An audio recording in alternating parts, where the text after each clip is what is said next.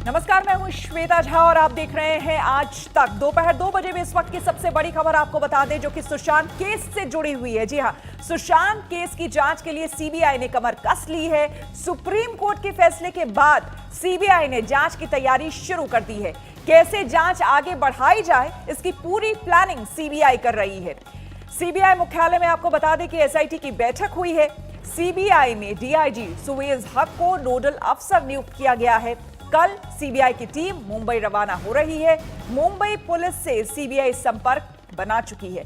Forensic science के विशेषज्ञ और एनालिस्ट की एक पूरी टीम बनाई गई है। सूत्रों का कहना है कि सुप्रीम कोर्ट के फैसले से पहले ही सीबीआई जांच का एक हिस्सा पूरा कर चुकी है। करीब आधा दर्जन के करीब बयान दर्ज भी हो चुके हैं।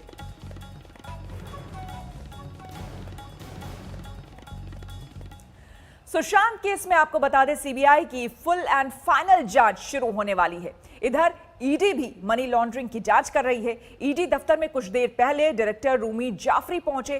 कहा जा रहा है कि रूमी सुशांत और रिया को लेकर फिल्म बनाने वाले थे।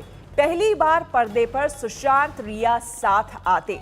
सूत्रों के मुताबिक रूमी से ईडी की पूछताछ नई फिल्म की पेमेंट और कॉन्ट्रैक्ट को लेकर हो सकता है। रूमी जाफरी से बैंक स्टेटमेंट और इनकम टैक्स रिटर्न की डिटेल साथ लाने को कहा गया है। और इस वक्त हमारे साथ जुड़े हैं मुस्तफा शेख मुंबई से और मुनीश पांडे दिल्ली से ज्यादा जानकारी के साथ। सबसे पहले आपसे मुस्तफा जानना चाहेंगे, रूमी जाफरी से पूछताछ, हालांकि इस पूरे मामले में अब तक कई लोगों से पूछताछ हो चुकी है, लेकिन ये जो नया एंगल, नया पॉइंट सामने निकल कर आ रहा है, जिसमें पहली बार सुशांत और रिया इस फिल्म में सामने आते, कहा यह भी जा रहा था कि कहीं ना कहीं रिया ने दबाव बनाया था सुशांत पे और यह कहा था कि वो कोई भी फिल्म अगर कॉन्ट्रैक्ट साइन करते हैं तो उसमें लीड रोल में वो होनी चाहिए। क्या इससे रिलेटेड भी सवाल जवाब आज होंगे ईडी के सामने?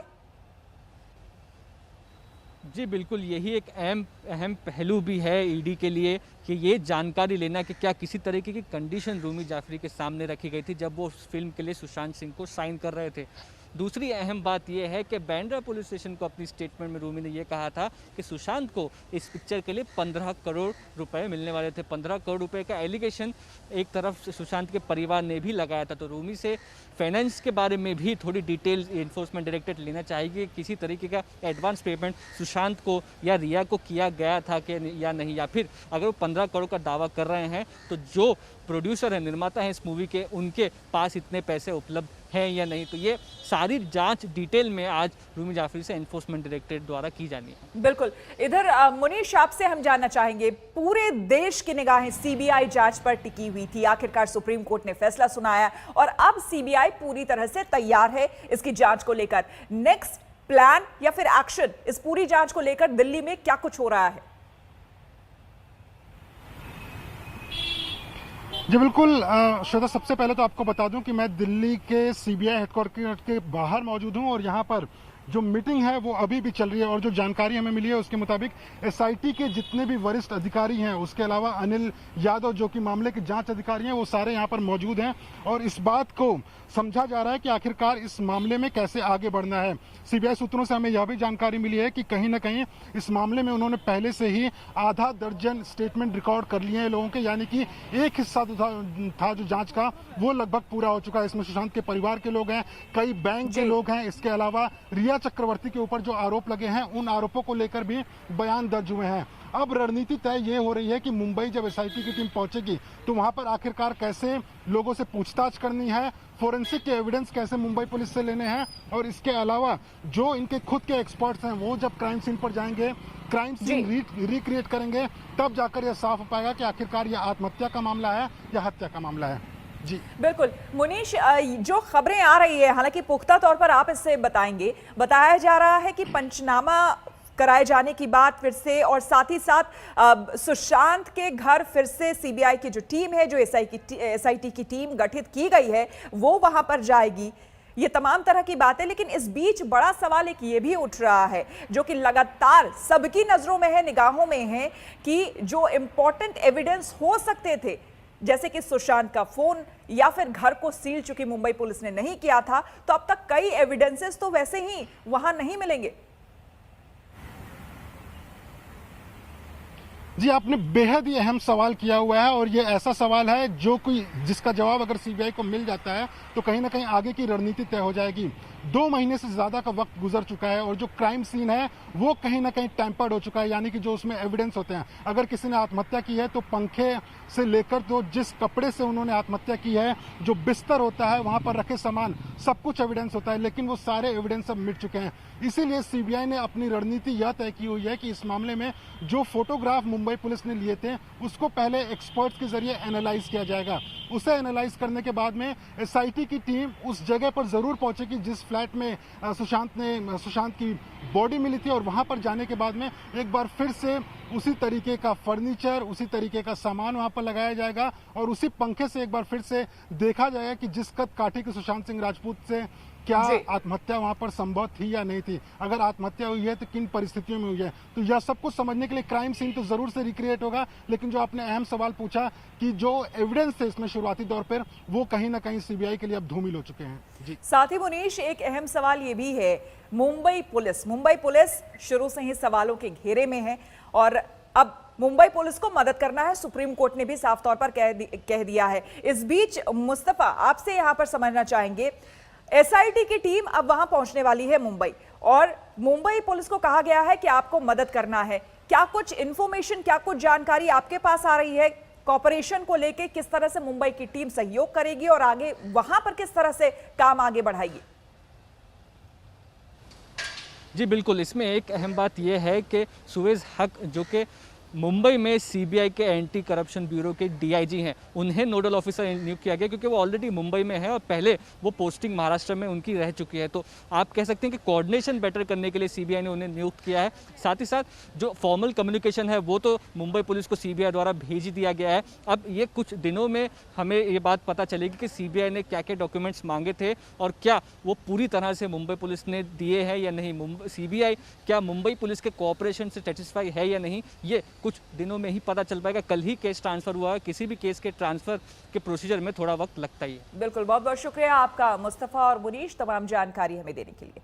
और आपको बता दें कि सुशांत केस सीबीआई के लिए एक तरह के इम्तिहान की तरह है। पिछले कुछ समय में कई हाई प्रोफाइल मामले को सुलझाने में सीबीआई दरअसल कामयाब नहीं हो पाई है, चाहे वो आरुषि हत्याकांड हो या फिर दाभोलकर केस।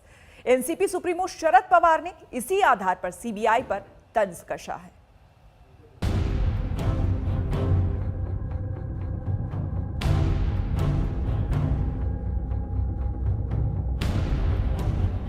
सुप्रीम कोर्ट ने सुशांत सिंह राजपूत केस की जांच सीबीआई को सौंपने का आदेश दिया है। मुझे यकीन है कि महाराष्ट्र सरकार इस फैसले का सम्मान करेगी और जांच में पूरी तरह से सहयोग करेगी। डॉक्टर नरेंद्र दाभोलकर की हत्या की जांच 2014 में सीबीआई ने शुरू की थी और अब तक उसका नतीजा सामने नहीं आया है।